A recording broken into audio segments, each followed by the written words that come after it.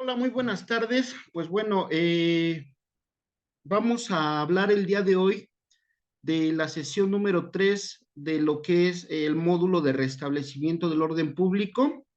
Esta sesión es muy importante porque, bueno, el día de hoy vamos a abordar el tema del uso de la fuerza. Vamos a hablar un poco de lo que es el uso de la fuerza. Entonces, este tema yo considero que es de suma importancia para todas aquellas personas que su función es de seguridad pública, ¿no? Porque, bueno, deben de tener conocimiento de este tema. Entonces, el día de hoy vamos a estar abordando, el tema de uso de la fuerza. Para eso nos vamos a basar en lo que es la Ley Nacional sobre el Uso de la Fuerza. Esta ley como tal, pues bueno, fue publicada en el Diario Oficial de la Federación el día 27 de mayo de 2019 y pues la última reforma que tuvo esta ley fue el día 24 de enero de 2024. Entonces, pues bueno, esta ley como tal, pues es de todos aquellos policías, pues deben de conocerla. Como tal, pues bueno, ya hemos venido platicando en sesiones anteriores acerca de las funciones que debe de realizar el policía. Dentro de estas funciones, una de las principales es realizar la prevención del delito, la investigación de los delitos y en ocasiones también el policía como tal debe de realizar detenciones de personas y obviamente para poder realizar estas detenciones de personas, pues en ocasiones el policía debe de hacer uso de la fuerza. Entonces, pues bueno, como tal, por esto, pues el policía debe de conocer acerca de la ley nacional sobre el uso de la fuerza. Voy a comenzar a compartir algunas diapositivas para poder guiarnos en lo que es la sesión del día de hoy.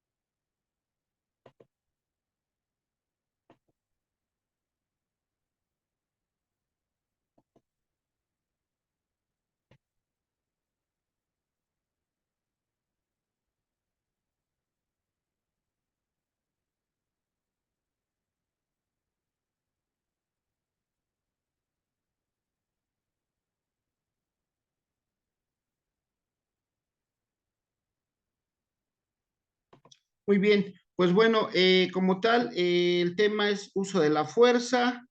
Vamos a hablar de algunos temas importantes sobre el uso de la fuerza. Primero que nada, pues, ¿qué es el uso de la fuerza, no? El policía debe de conocer como tal qué es, a qué se refiere el significado de uso de la fuerza. Bueno, y como tal, pues como tal, eh, el significado de esto nos dice que es la aplicación racional,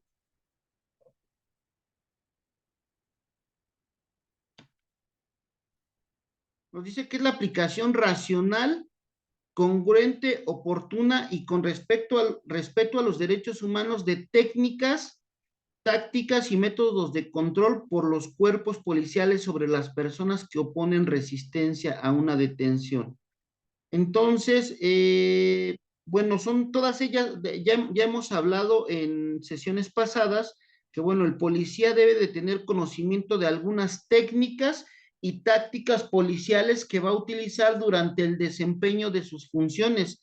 Y obviamente, para utilizarlas, también debe de evaluar como tal en la escena o el momento preciso que deba de utilizarlas. Recuerden que los niveles del uso de la fuerza se dividen en 5 niveles que posteriormente vamos a estar hablando y vamos a poder conocerlos.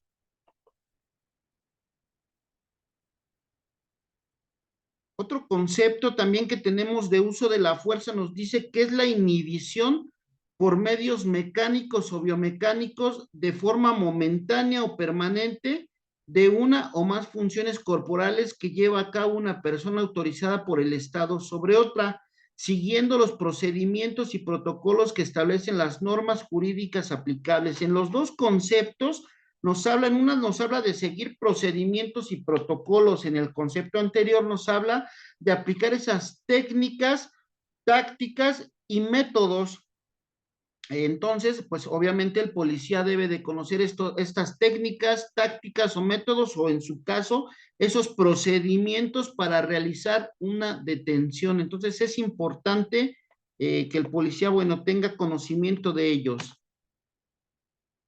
Un, eh, un punto importante dentro de lo que es el uso de la fuerza, o un concepto importante, es la legítima defensa. ¿Qué es la legítima defensa? Nos dice que es la acción que ejecuta la autoridad para repeler una agresión real, actual o inminente y sin derecho en protección de la vida, de bienes jurídicos propios o ajenos, siempre que exista la necesidad de la defensa y racionalidad de los medios empleados y no medie provocación dolosa. Entonces, la legítima defensa, para poder aplicar una legítima defensa siempre que alguna persona o inclusive nosotros mismos nos encontremos en alguna situación de peligro, se deben para que se pueda acreditar esa legítima defensa, se deben de contemplar o se deben de dar estos tres principios: que sea una agresión real, actual e inminente. ¿A qué se refiere con que sea real? Quiere decir que en verdad esté pasando, que no nos la estemos imaginando, o que no pensemos, es que va a pasar.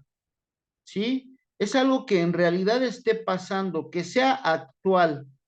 Actual se refiere a que sea en este preciso momento, en el mismo momento. No se refiere a que haya sido hace 5 minutos o 10 minutos, o que vaya a ser en el futuro, ¿no?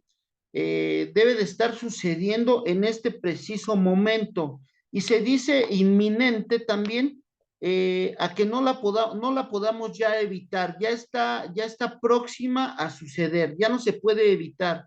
Una vez que el policía pueda acreditar esos tres puntos en una agresión que sea una agresión real, actual e inminente, el policía va a poder acreditar una legítima defensa. Y recuerden que la legítima defensa como tal, pues es una excluyente de delito, ¿sí? Entonces, por eso es importante que el policía sepa qué es la legítima defensa y cómo poderla acreditar.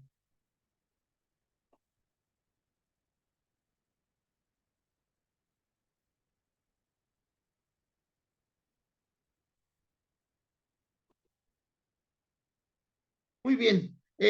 Un artículo, no vamos a ver los primeros tres artículos de la Ley Nacional sobre el Uso de la Fuerza, pero bueno, vamos a empezar de este artículo cuarto. En el artículo cuarto de la Ley Nacional sobre el Uso de la Fuerza nos habla de los principios que rigen precisamente el uso de la fuerza.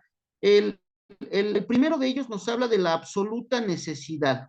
¿Sí? ¿Qué quiere decir esta absoluta necesidad? Quiere decir que para que el policía pueda hacer uso de la fuerza, este ya debe de ser como última opción, ¿no? Ya posiblemente ya realizó, a lo mejor hizo el llamado mediante comandos verbales, también con la presencia policial, y a lo mejor alguna persona que está cometiendo una conducta delictiva sigue y más bien persiste con ella, y entonces el policía tiene que hacer uso de la fuerza. Entonces, el primer concepto, más bien el primer principio que rige el uso de la fuerza, es el de absoluta necesidad. El segundo de ellos es el de legalidad. ¿Qué quiere decir? Que las instituciones de seguridad pública nos dice, se realice con estricto apego a la Constitución, a las leyes, a los tratados internacionales de los que el Estado mexicano sea parte. Entonces, para que el policía pueda actuar, debe de actuar con legalidad. ¿Y quiere decir esto qué? Pues bueno, obviamente con apego a las leyes. El tercer principio del uso de la fuerza se refiere a la prevención y nos dice que para los operativos, para el cumplimiento de la ley, sean planificados y se lleve a cabo en medida de lo posible, minimizando el uso de la fuerza y cuando esto sea inevitable, reduciendo al mínimo los daños que de ello puedan resultar. ¿Sí? Esto quiere decir que debe de existir una planeación siempre que se tenga que llevar a cabo a lo mejor un operativo o que se tenga que llevar a cabo el uso de la fuerza. Se debe de evitar los mayores daños posibles y en caso de que alguien tenga que resultar lesionado, pues estos daños sean los mínimos.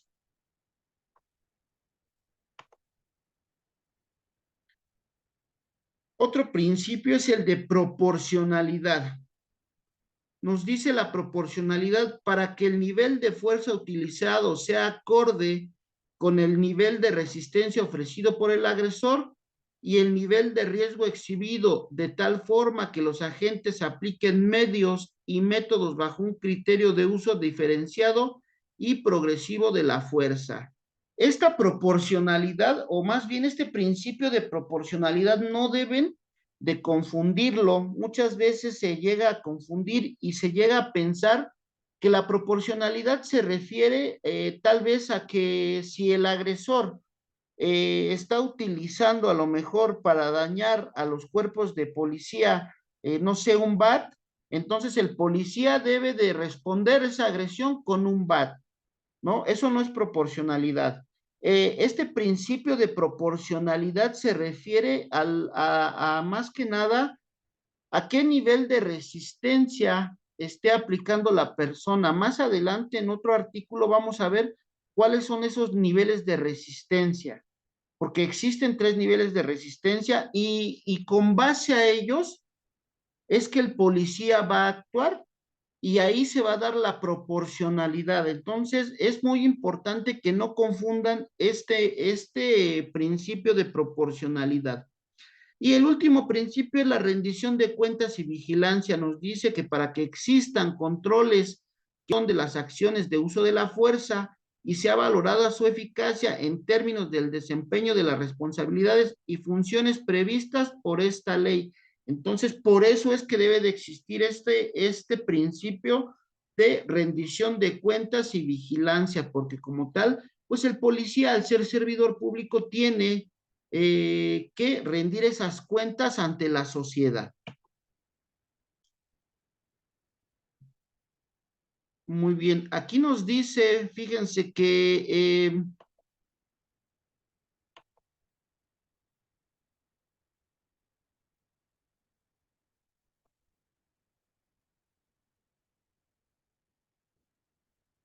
fíjense, nos dice que el impacto del uso de la fuerza en las personas estará graduado de la siguiente manera. La primera de ellas es la persuasión. Y nos dice que la persuasión es el cese de la resistencia a través del uso de indicaciones verbales o de la simple presencia de la autoridad para lograr la cooperación de las personas con la autoridad. Ese es el primero, la persuasión, cuando el policía hace uso de comandos verbales o como nos dice ahí, únicamente con la sola presencia del policía. La persona que está cometiendo un hecho delictivo cesa ese hecho o deja de seguir cometiéndolo. El segundo es la restricción de desplazamiento y nos dice que en este se determina un perímetro con la finalidad de controlar la agresión.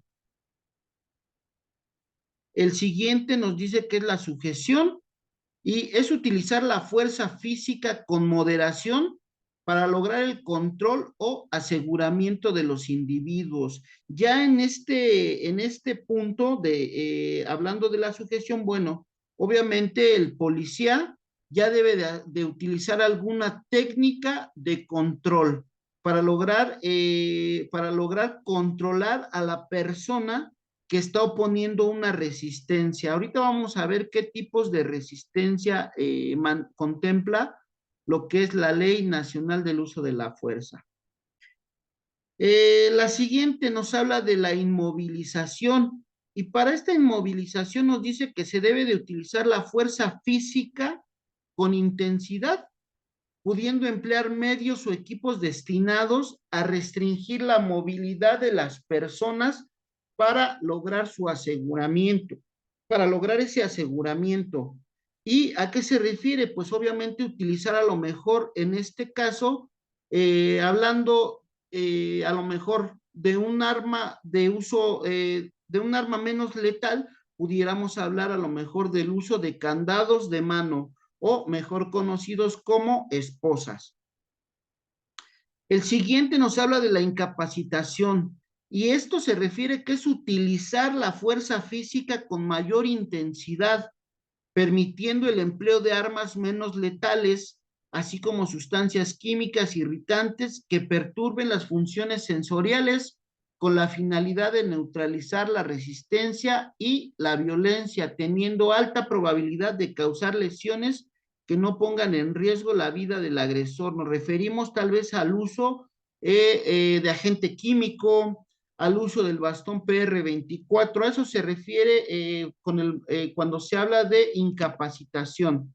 Una lesión grave nos dice, fíjense, lesión grave es utilizar la fuerza permitiendo el uso de armas menos letales o de fuego con la finalidad de neutralizar a los agresores y proteger la integridad de la autoridad o de personas ajenas con alta probabilidad de dañar gravemente al agresor. Y el último grado del uso de la fuerza, pues bueno, nos dice que es la muerte y nos dice, o se refiere más que nada a utilizar la fuerza letal como una acción excepcional, permitiendo el uso de armas menos letales o de fuego con la finalidad de repeler y neutralizar la agresión. Esto también deben de tomar en cuenta que es la última opción, inclusive ahí nos dice, a sabiendas, perdón, no teniendo otra opción para proteger la vida de las personas ajenas o la propia, a sabiendas que existe un alto riesgo de causar la muerte del agresor. Entonces, como tal, ya esto es el último punto que el policía debe de utilizar. Ahora vamos a ver, fíjense, vamos a ver qué tipos de resistencia se refieren esa resistencia que habla la Ley Nacional del Uso de la Fuerza. Y nos dice, o nos habla primero de una resistencia pasiva, y nos dice que la resistencia pasiva es una conducta de acción u omisión que realiza una o varias personas exenta de violencia para negarse a obedecer órdenes legítimas comunicadas de manera directa por los sujetos obligados, quienes previamente se han identificado como autoridad. Y obviamente, ¿quiénes son esos sujetos obligados? Más bien, uno de los sujetos obligados es la policía. Una vez que te identificas como policía y obviamente las personas se dan cuenta, obviamente tal vez porque utilizas un uniforme, y tú les das una orden clara y precisa y estas personas no acatan esa orden, mas sin embargo tampoco presentan una actitud violenta. Entonces en ese momento se está dando una resistencia pasiva. No acata las órdenes, pero tampoco presenta una actitud agresiva o violenta, ¿sí? Un ejemplo de ello es las marchas pacíficas, ¿no? Donde a lo mejor cierto grupo de manifestantes llegan y bloquean una carretera y todos se sientan en la carretera y no están a lo mejor agrediendo ni física ni verbalmente a la autoridad, pero tampoco están acatando las instrucciones u órdenes. Entonces ahí ellos están presentando una resistencia pasiva. La resistencia activa nos dice que es la conducta de acción u omisión que realiza una o varias personas empleando la violencia, el amago o la amenaza para negarse a obedecer órdenes legítimas comunicadas de manera directa por los sujetos obligados, quienes previamente se han identificado como autoridad. Igual, aquí ya el policía se identificó, el policía ya hizo esa presencia o sea, los manifestantes ya vieron al policía, el policía ya dio esas instrucciones o esas órdenes y aquí sí, ya la gente comienza a utilizar la violencia, tal vez el uso de violencia como agresiones verbales, inclusive a lo mejor algunas agresiones físicas que no pudieran desencadenar a lesiones graves, ¿no? A lo mejor empujar al policía, manotearle, ¿sí? Ahí ya se ve, ahí ya se presenta una resistencia activa. Y la última es la resistencia de alta peligrosidad. Y esta nos dice que es la conducta de acción u omisión que realiza una o varias personas empleando la violencia, el amago o la amenaza con armas u objetos o sin ellas para causar a otra u otras o miembros de las instituciones de seguridad lesiones graves o la muerte, negándose a obedecer órdenes legítimas comunicadas de manera directa por los sujetos obligados, quienes previamente se han identificado como autoridad. Obviamente, la resistencia de alta peligrosidad es cuando ya existe una agresión física que pone en riesgo la vida de alguna persona o incluso de los miembros de las instituciones de seguridad o de las instituciones de procuración de justicia. Ahí en ese punto, pues bueno, ya estaríamos hablando de una resistencia de alta peligrosidad.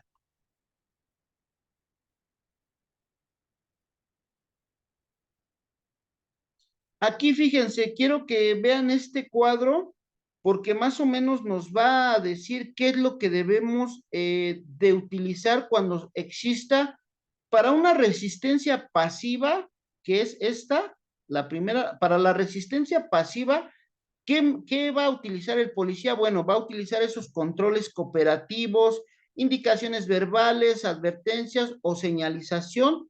También puede utilizar control mediante contacto y nos dice que ese control mediante contacto, su límite superior es la intervención momentánea en funciones motrices. Eso es tal vez para una resistencia pasiva. Ya para una resistencia activa, el policía o el miembro de seguridad pública o de procuración de justicia también ya va a utilizar, aparte de los dos primeros, pues va a utilizar también esas técnicas de sometimiento o de control corporal o técnicas defensivas. Va a utilizar eso. Y para una resistencia de alta peligrosidad, el policía va a utilizar, aparte de las ya mencionadas, también va a utilizar la fuerza letal.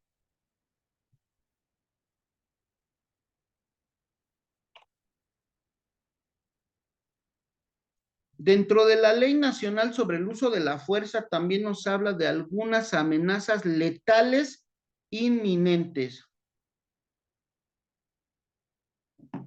Y estas amenazas letales inminentes, pues bueno, dan la pauta a que el policía pueda utilizar la fuerza también de manera letal.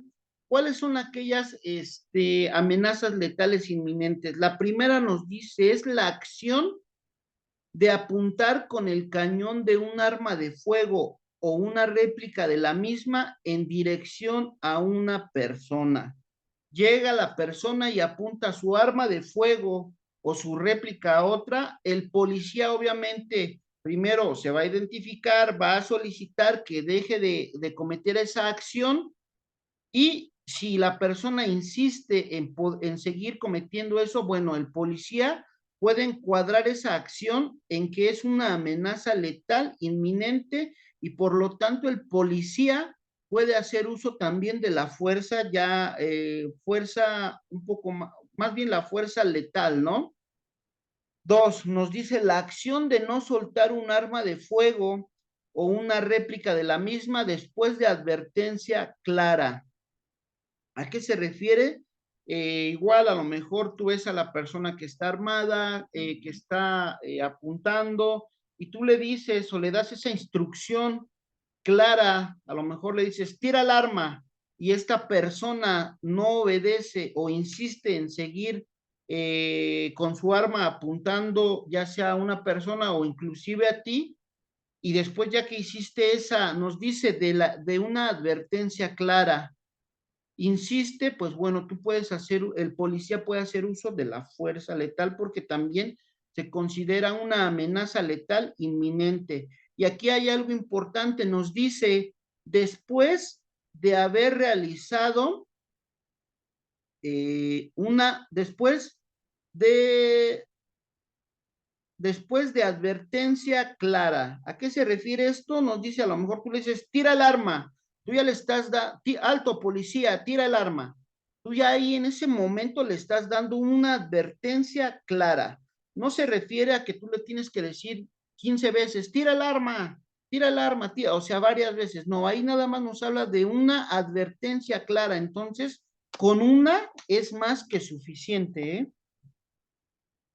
El punto 3 nos dice la acción de poner en riesgo la integridad física de una persona con un arma punzocortante. Obviamente, con un arma punzocortante pueden privar de la vida a una persona, ¿no? Entonces, pues como tal, pues es considerada como una amenaza letal inminente. ¿Cuántas veces no hemos visto en videos de capacitación que una persona priva de la vida a otra, a un policía con un arma punzocortante, un cuchillo, y él teniendo como herramienta de trabajo un arma de fuego y aún así lo priva de la vida? Entonces, cuando nos encontremos ante esta situación, pues bueno, también es considerada como una amenaza letal inminente. La 4 nos dice el accionar el disparador de un arma de fuego. Pues bueno, esa es más que obvia, está más que obvia. Ya si alguien está accionando el disparador de un arma de fuego, bueno, pues ahí en ese punto ya nos encontramos ante una agresión real, actual e inminente. Nos dice la 5, la acción de portar o manipular un explosivo real o una réplica del mismo.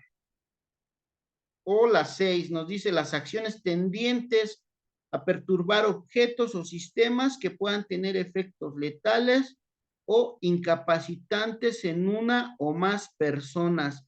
Aquí un ejemplo, porque luego como que no queda muy claro.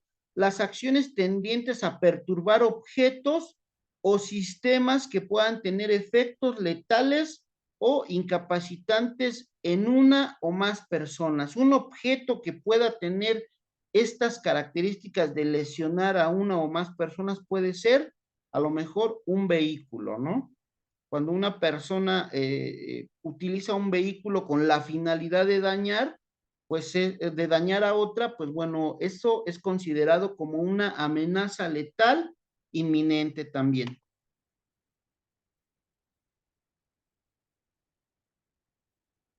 Esto del artículo 9, pues bueno, ya lo vimos anterior, cuáles son los controles, cuáles son los mecanismos de reacción en el uso de la fuerza, pues nos habla de controles cooperativos, controles mediante contactos, técnicas de sometimiento o control corporal, técnicas defensivas y la fuerza letal.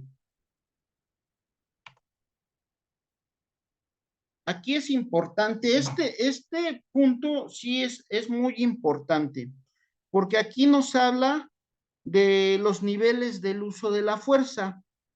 Estos niveles, fíjense, son 5 niveles y según se supone que se deben de agotar en el siguiente orden. El primer nivel del uso de la fuerza es la presencia de autoridad y nos dice que es la primera forma de contacto que tienen los agentes con la ciudadanía en general y se manifiesta a través de, primero, el uso adecuado del uniforme, dos, el uso adecuado de equipo acorde a las circunstancias y el inciso C, una actitud diligente. Obviamente el policía que como tal debe de utilizar uniforme, pues debe de darle ese uso adecuado, no va a andar, a lo mejor si usa gorra o algún tocado, pues no lo va a andar trayendo de lado o chueco o así, debe de andar uniformado de una manera correcta, no va a andar con su uniforme sucio o a lo mejor desgastado o emplearlo de una manera no correcta, ¿no? Entonces, la primera es el uso adecuado del uniforme, también obviamente el uso adecuado del equipo. ¿A qué se refiere el equipo? Pues bueno, a lo mejor es candados de mano, fornituras, bastón PR24, si se le proporciona algún agente químico, el agente químico, todo ese equipo que el policía aporte y que sea proporcionado por la institución. Se le debe de dar ese uso adecuado, el uso correcto para lo que es, ¿no? Las unidades, patrulla, todo eso. El C, una actitud diligente, obviamente, pues el policía debe demostrar ante la ciudadanía esa actitud diligente, ¿no? El segundo nivel nos habla de la persuasión o disuasión verbal.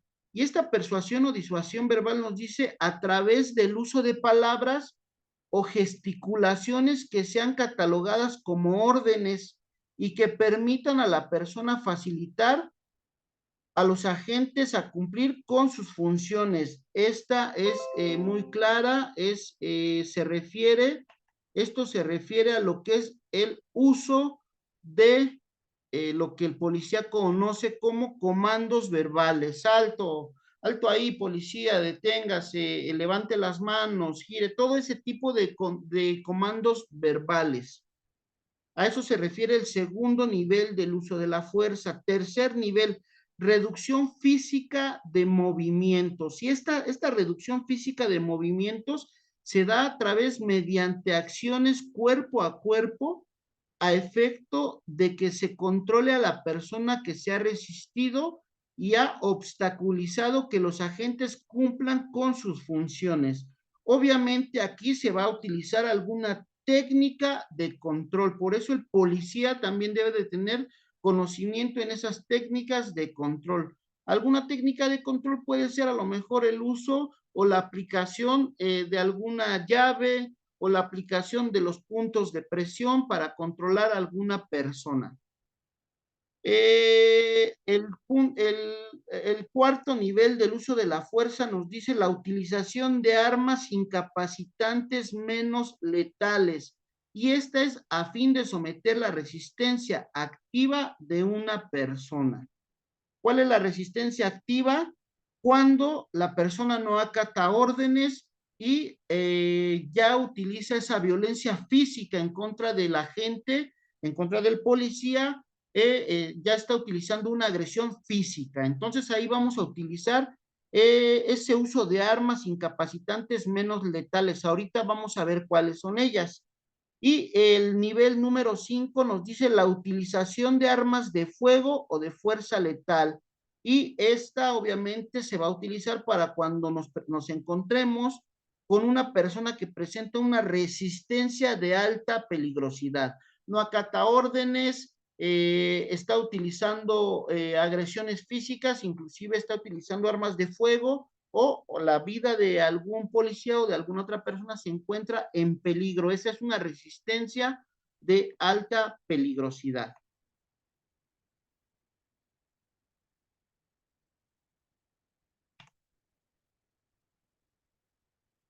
Fíjense, artículo 14 de la Ley Nacional del Uso de la Fuerza nos dice, las instituciones de seguridad asignarán las armas solamente a la gente que apruebe la capacitación establecida para su uso y este a su vez solo podrá usar las armas que le hayan sido asignadas. Entonces, para que el policía pueda portar esas armas que le debe de asignar la corporación, debe de aprobar esa capacitación establecida para eso, ¿no?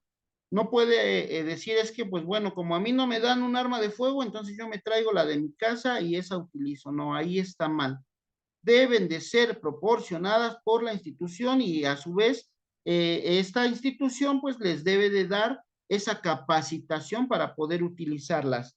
El artículo 15 nos habla que el agente podrá tener a su cargo y portar las siguientes armas. Y nos habla aquí de incapacitantes, las primeras, nos dice que las primeras son incapacitantes menos letales, y nos dice el inciso A, que es, una de ellas es el bastón PR24, tolete o su equivalente de acuerdo con las disposiciones aplicables.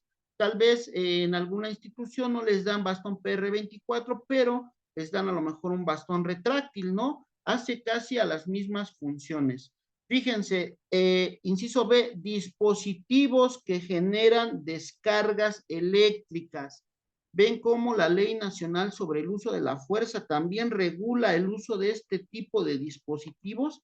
Aquí está establecido en el artículo 15 en su fracción, en su inciso B, dispositivos que generen descargas eléctricas. Ya lo vimos o lo platicamos en una sesión pasada y precisamente ese es un tema importante de discusión, ¿no? Porque algunas personas, pues bueno, están de acuerdo tal vez en su uso, algunas otras no, pero para que vean, la Ley Nacional sobre el Uso de la Fuerza lo contempla.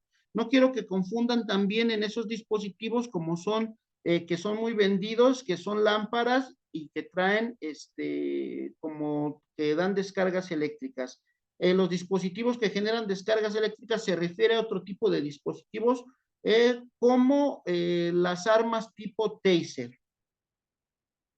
También nos habla de esposas o candados de mano, sustancias irritantes en aerosol y mangueras de agua a presión. Esto ya se refiere obviamente, pues bueno, para el uso en el control de multitudes. Pero bueno, estas que están aquí son las incapacitantes menos letales. También ese mismo artículo 15 nos habla de esas armas letales y a cuáles se refiere: armas de fuego permitidas y explosivos permitidos en este y en el inciso anterior en términos de la Ley Federal de Armas de Fuego y Explosivos. Nos dice, las instituciones de seguridad deberán dotar a los agentes con el equipo de protección y vehículos con o sin blindaje a fin de proteger su integridad y disminuir la necesidad del uso de armas de cualquier tipo.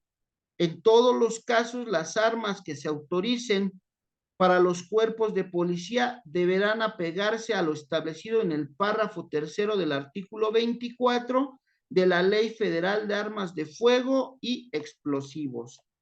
Pues bueno, este artículo 15 es muy importante porque ahí ustedes se dan cuenta qué es lo que pueden portar, ¿no?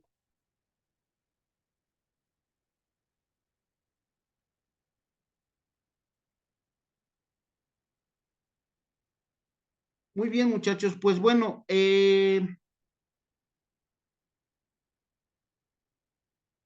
vamos a dejar, vamos a dejar hasta aquí lo que es, vamos a dejar hasta aquí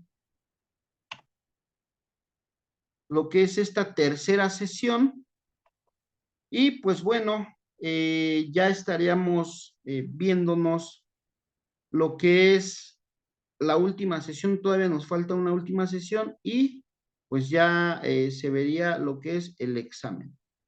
Pues bueno, muchachos, yo me despido de ustedes, nos estamos viendo en una próxima sesión.